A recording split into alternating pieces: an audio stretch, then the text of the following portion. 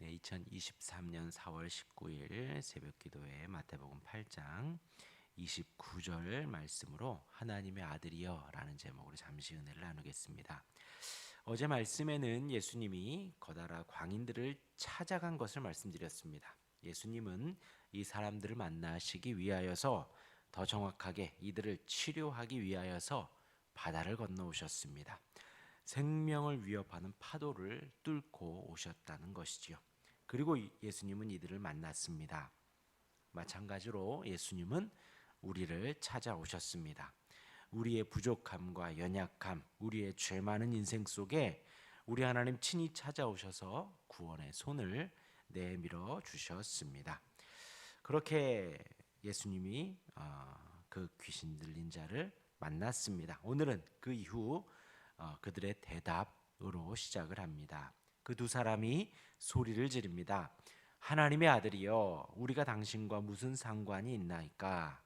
한 후에 때가 이르기 전에 우리를 괴롭게 하려고 여기 오셨습니까? 라고 덧붙입니다.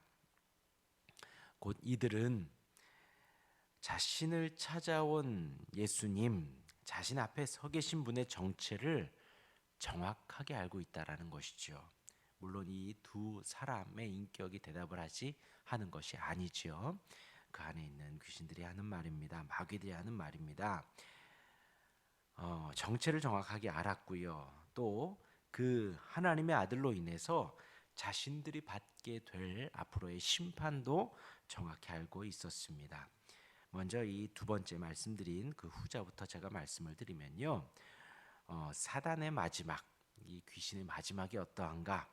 하나님을 거절하는 마지막, 거절하는 이들의 마지막이 어떠한가를 잠깐 나누면요.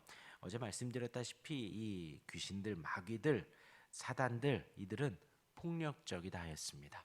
사람들이 범접할 수 없을 정도로, 어울리지 못하고 사람들에게 피해를 줄 정도로 폭력적인 이들이 바로 사단들입니다. 거짓말을 하는 존재입니다. 그런 그들의 마지막은 주님으로 인해 영원한 괴로움을 받는, 주님의 심판으로 인해서 영원히 괴로움을 받게 되는 것입니다. 그들의 목적은 하나이지요. 하나님과 멀어지게 하는 것, 또 사람들과 멀어지게 하는 것. 우리 성도들의 삶은요, 하나님을 사랑하는 것이고 이웃들을 사랑하는 것이죠. 그러나 사단은 하나님과 멀어지게, 원수가 되게 하고 사람들과 멀어지게 하는 것입니다. 아담과 하와가 뱀의 형상을 한 사단의 유혹을 받죠.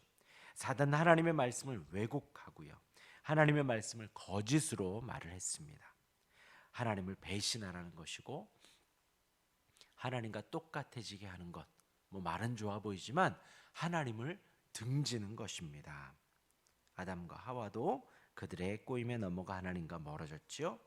하나님과 멀어진 게 끝이 아니었습니다. 부부간에 서로 부끄러움을 알게 됐다라는 거예요. 감추게 되었다라는 것입니다. 비밀이 생겼다는 것이죠. 말하지 못할 일들이 생겼다라는 것입니다. 근데 그전에는요, 하나님과 더불어 하나 되었을 때에는 부부간에도 하나였습니다. 부끄러움이 없었습니다. 감출 것이 없었습니다. 그런데 마귀의 속임에 넘어간 그들은 더 이상 한 몸이 아니었고 감추게 되고 숨기게 되고 그런 상태가 되었다라는 것입니다. 그것이 바로 마귀가 하는 짓입니다. 하나님과 멀어지게 하고 이웃과 멀어지게 하는 것입니다. 그들의 최후는, 그들의 마지막은 심판입니다. 오늘 본문에 때가 이르기 전에 우리를 괴롭게 하려고 여기 오셨나이까? 주님을 만난 그들이 하는 말이 바로 이것이었어요. 우리를 괴롭게 하려고 오셨습니까? WBC 주석에는요, 이 구절에서 두 가지를 의미를 말합니다.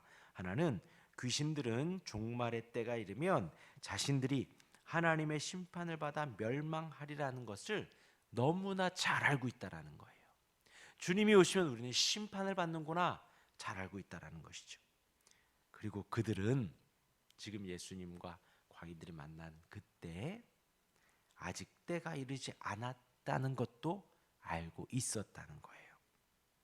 따라서 지금 예수님이 이 광인들에게 나타난 것은 이들이 생각지도 못하게 너무 일찍 왔다라는 것입니다. 너무 일찍 와서 자신들의 영역을 위협하고 있다라는 것이죠.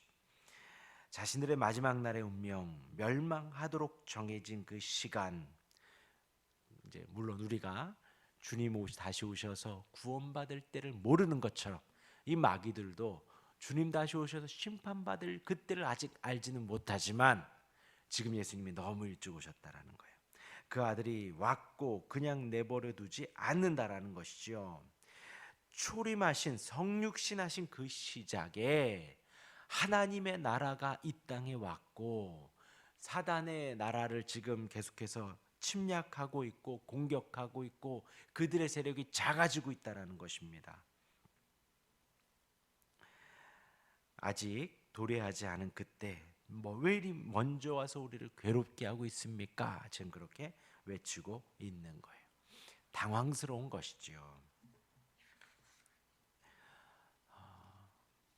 그 사단의 귀신들의 마지막, 이들이 예수님을 만났을 때의 반응이었습니다. 왜 먼저 오셨습니까? 아직 이르지 않는데 우리를 괴롭게 하려고 오셨습니까? 그들의 반응이었습니다. 그렇다면 이 29절의 말씀을 가지고요, 우리가 그럼 예수님이 우리를 찾아오신다면 어떻게 해야 될까입니다. 지금 이 사단들이 외침이 그거였어요. 하나님의 아들이요 라고 외쳤지만 그들은 왜 우리를 괴롭게 하려고 벌써 오셨습니까? 하는 반응이었다라는 것이죠. 이제 8장까지의 말씀들을 볼 때에 제자들은 예수님의 은혜로운 말씀을 들었습니다. 성경을 하나님의 의도대로 잘 가르쳐 주셨지요.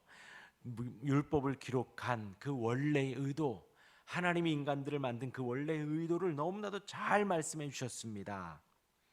또 제자들은 예수님의 병을 고치는 것도 보았습니다. 말씀으로 백부장의 종도 고쳤습니다. 심지어 바다의 파도도 한순간에 잠잠하게 하셨습니다. 그런데 제자들의 고백은 이가 어떤 사람이기에 바람과 바다도 순종하는가 감탄사 정도였습니다. 하나님이신 그분이 같이 배 안에 있는데 우리가 죽게 되었습니다. 그리고 이 사람이 과연 누구신가 라는 것이지요. 이제 8장이 지나가고요, 한 14장쯤 가면요, 예수님이 바다 위를 걷는 장면 속에서 하나님의 아들이시군요 라고 감탄사를 하는 게 시작을 합니다. 그리고 우리가 잘 아는 16장에 가서야 베드로가 답을 하지요. 주는 그리스도시요 살아계신 하나님의 아들이십니다. 그쯤 가서야 이제 수제자 중에 수제자인 베드로가 그렇게 고백을 한 것입니다. 지금 그런 흐름 속에서 오늘 29절의 말씀 우리에게 적용하면 어떠한가요? 나를 찾아오신 예수님을 만났다면 우리가 어떻게 반응해야 되겠는가라는 것입니다. 지금 이 시점에서 우리는 말씀으로 하나님을, 예수님을 매일매일 만나고 있습니다. 단순히 말씀을 보고 예수님을 만나고 하나님의 아들 그리스도를 만나면 그냥 이렇게 감탄하고 고백하는 것으로 끝나면 되겠는가? 하나님의 아들이시군요. 말씀을 보니 하나님이시군요. 지금 우리에게 살아계신 성령님은 신구약 말씀을 통해 우리에게 말씀하십니다. 그 말씀이 내게 올 때에, 주님이 내게 깨달음을 주시고 듣게 하실 때에 우리의 반응이 어떠하면 되겠는가라는 것입니다. 오늘 이 귀신의 반응처럼 잘 알아듣습니다. 이 말씀은 주님의 말씀입니다. 하나님의 아들이십니다. 그런데 나와 상관이 없군요 하고선 쓱 긋지는 않는지요. 혹은 이 말씀이 나에게 헌신을 요구할 때에, 손해가 날 때에 나를 괴롭게 하려고 오셨습니까? 하지는 않는지요. 그러지 마시기를 바랍니다. 말씀을 보고 하나님의 사랑과 긍휼과 자비하심을 깨닫고, 말씀을 보고 이 말씀이 나를 구원에 이르고 나를 생명으로 인도하고 영원한 행복과 평안으로 인도하는 하나님의 말씀임을 알았을 때에 하나님의 아들이십니다. 주는 그리스도입니다. 나의 유일한 구원자이십니다. 고백하시고 살아계신 하나님이십니다. 감탄하며 아멘하고 따르실 수 있기를 바랍니다. 말씀을 읽으며 나와 상관이 없는 것 같습니다.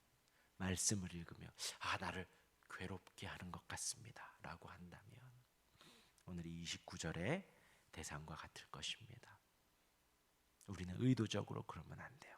하나님의 말씀이군요. 나의 구원이십니다. 나의 행복이십니다. 나의 사랑이십니다. 살아계신 하나님이 나에게 말씀하시는군요. 고백할 수 있는 우리가 되기를 바랍니다. 기도하겠습니다.